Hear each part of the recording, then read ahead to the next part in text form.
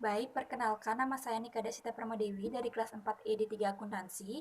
Di sini saya akan menjelaskan tentang instruksi 5 pada buku 1 Praktek Perpajakan. Nah, baik kita mulai dengan menghitung pendukung SPT tahunan, yaitu yang pertama, kita menghitung PPh pasal 25 bulan Januari, yaitu sebesar 20 juta rupiah. Nah, itu kita dapatkan dari info 1 di buku informasi, yaitu angsuran pajak penghasilan PT 2 Putra Motor untuk bulan Desember 2012 sebesar 20 juta. Kemudian kedua, kita menghitung PPh pasal 25 bulan Desember, yaitu dengan cara PPh terutang dikurangi kredit pajak, kemudian dibagi 12, di mana PPh terutang tersebut sesuai dengan informasi 1 sebesar 350 juta dikurangi dengan 50 juta kemudian dibagi 12 sehingga mendapatkan hasil sebesar 25 juta rupiah. Kemudian selanjutnya kita akan menghitung biaya-biaya pendukung laporan laba rugi, yaitu yang pertama biaya asuransi, di mana menurut akuntansi sebesar 150 juta rupiah, sedangkan menurut pajak sebesar 140 juta rupiah. Di mana itu sesuai dengan informasi poin kedua, di mana perusahaan membayar biaya asuransi tahun 2015 sebesar 150 juta, di dalamnya termasuk juga biaya asuransi kecelakaan untuk mobil istri direktur sebesar 10 juta. Nah, itu merupakan bukan termasuk pengeluaran perusahaan, tetapi itu merupakan pengeluaran pribadi, sehingga itu kita keluarkan sebesar 10 juta rupiah, sehingga menurut pajak sebesar 140 juta rupiah. Kemudian kita akan menghitung biaya bahan bakar, yaitu menurut akuntansi sebesar 60 juta, menurut pajak sebesar 60 juta, itu sesuai dengan informasi pada poin ketiga, di mana perusahaan mengeluarkan biaya bahan bakar selama tahun 2015 sebesar 60 juta. Kemudian kita lanjut ke biaya listrik, di mana menurut akuntansi sebesar 30 juta, sedangkan menurut pajak sebesar 25 juta. Nah, itu sesuai dengan informasi pada poin keempat, di mana biaya listrik yang dibayar perusahaan selama tahun 2015 adalah sebesar 30 juta. Termasuk di dalamnya biaya listrik untuk rumah pribadi direktur sebesar 5 juta. Nah, 5 juta itu kita tidak masukkan ke dalam pengeluaran perusahaan, tetapi itu merupakan pengeluaran pribadi dari direktur tersebut. Kemudian kita lanjut ke biaya telepon. Nah, biaya telepon ini menurut akuntansi sebesar 36 juta rupiah, sedangkan menurut pajak sebesar 30 juta rupiah. Itu sesuai dengan informasi pada poin kelima, di mana biaya telepon perusahaan selama tahun 2015 yang telah dibayar adalah 36 juta, termasuk di dalamnya tagihan telepon untuk kepentingan pribadi pemegang saham sebesar 6 juta, di mana 6 juta itu kita keluarkan karena itu merupakan pengeluaran pribadi, bukan pengeluaran perusahaan.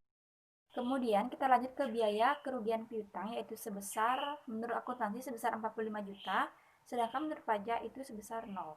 Kemudian kita lanjut ke biaya pemeriksaan kantor, di mana menurut akuntansi sebesar 66 juta, sedangkan menurut pajak sebesar 60 juta. Nah, itu sesuai dengan informasi poin 7, di mana biaya pemeliharaan kantor selama tahun 2015 sebesar 66 juta, dari jumlah tersebut sebagai biaya yang tidak didukung dengan bukti yang sah adalah sebesar 6 juta. Kemudian 6 juta itu kita keluarkan karena itu bukan termasuk biaya perusahaan, tetapi biaya pribadi. Kemudian kita lanjut ke biaya sumbangan, di mana menurut akuntansi sebesar 15 juta, menurut pajak itu 0. Kemudian kita lanjutkan dengan biaya depresiasi bangunan, di mana menurut akuntansi sebesar 20 juta, sedangkan menurut pajak sebesar 30 juta. Nah, di mana menurut akuntansi itu kita cari dengan cara 600 juta dikurangi 100 juta, kemudian kita bagi 25, sehingga dapatkan hasil sebesar 20 juta. Sedangkan menurut pajak kita cari dengan 600 juta dikali dengan 5%, kemudian hasilnya sebesar 30 juta.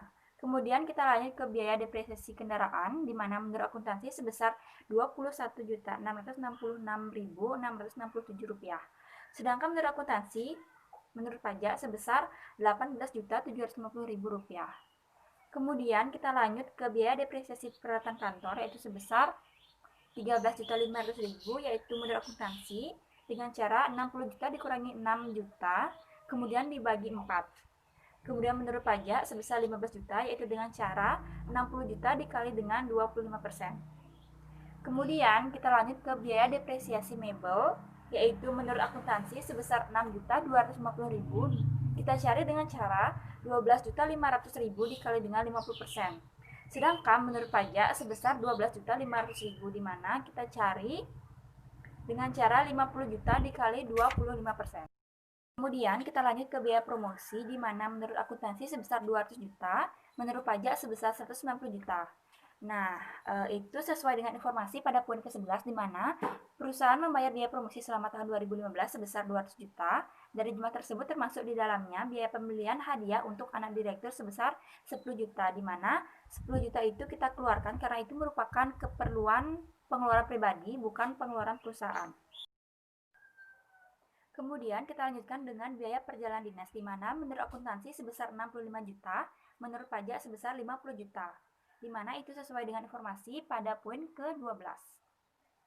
Kemudian, biaya pajak bumi dan bangunan menurut akuntansi sebesar Rp2.380.800, sedangkan menurut pajak sebesar Rp2.380.800. Kemudian persediaan barang dagangan, di mana awal periode menurut akuntansi sebesar 325 juta, menurut pajak sebesar 325 juta. Akhir periode menurut akuntansi sebesar 293.175.000, sedangkan menurut pajak sebesar 293.175.000. Kemudian kita akan menghitung koreksi fiskal, di mana dimulai dari penjualan sebesar 52 miliar sekian itu kita dapatkan dari total penjualan selama tahun 2017.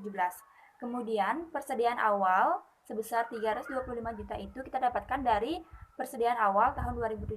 Kemudian pembelian sebesar 39 miliar itu kita dapatkan dari pembelian selama tahun 2017. Kemudian persediaan akhir sebesar 263 juta sekian itu kita dapatkan dari persediaan akhir selama tahun 2017.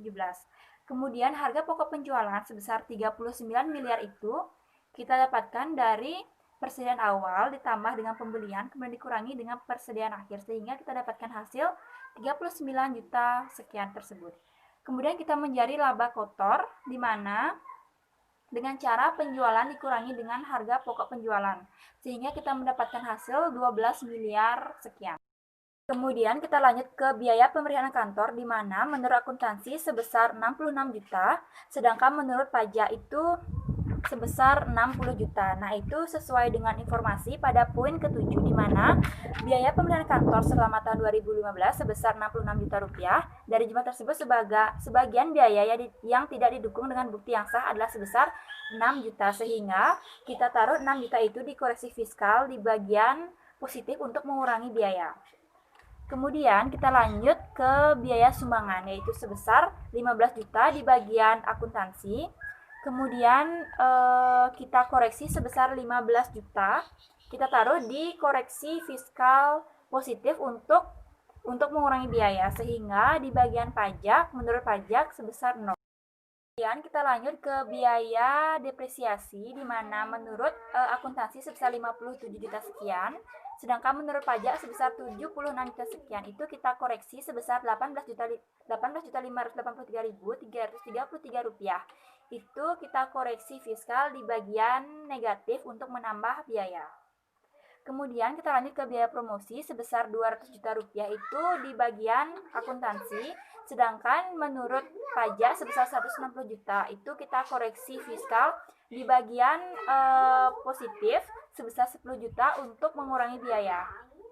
Kemudian kita lanjut ke biaya perjalanan dinas, di mana menurut akuntansi sebesar 65 juta, sedangkan menurut pajak sebesar 50 juta, itu kita koreksi fiskal di bagian positif sebesar 15 juta itu untuk mengurangi biaya. Kemudian kita lanjut ke pendapatan di luar usaha. Yang pertama pendapatan BBM sebesar 24 juta sekian, itu kita koreksi.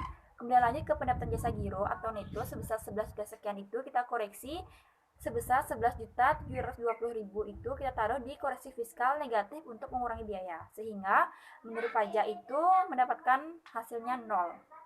Kemudian kita lanjut ke pendapatan bunga sebesar 14 juta sekian, itu kita koreksi fiskal sebesar 14.400.000 itu, sehingga kita mendapatkan menurut pajak sebesar 0. Kemudian pendapatan lain-lain sebesar 200 juta, sehingga kita koreksi fiskal, kita taruh di koreksi fiskal positif untuk menambahkan biaya, sehingga menurut pajak sebesar 600 juta. Kemudian kita mencari total pendapatan di luar usaha, kita sum semuanya itu mendapatkan hasil 250 juta sekian. Sedangkan menurut pajak sebesar 620.